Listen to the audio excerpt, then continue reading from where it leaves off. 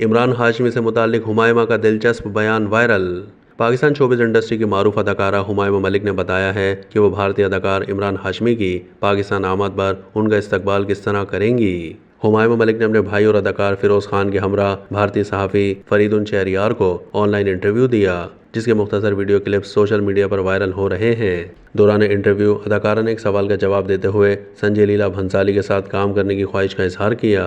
इसी इंटरव्यू में जब सहाफ़ी ने सवाल किया कि अगर इमरान हाशमी पाकिस्तान आएंगे तो आप क्या करेंगी, उसके साथ ही सहाफ़ी ने दो फर्जी ऑप्शंस भी दे दिए कि उनको एयरपोर्ट से बुर्का पहना कर लाएंगी ताकि वो लड़कियों से महफूज रहें, या फिर तमाम खवातीन को घरों में रहने का कहेंगी। सहाफ़ी का ऑप्शन सुनकर अदाकारा ने उन्हें रद्द करते हुए कहा कि मैं तो तमाम लड़कियों को बता दूंगी कि इमरान हाशमी आ रहे हैं, आप लोग एयरपोर्ट चली जाएं ताकि वो तवज्जो हासिल करके खुश हो जाएंगी। हुमायमा मलिक के मुताबिक बुर्का पहनाकर एयरपोर्ट से लाने के ऑप्शन पर गौर किया जा सकता है।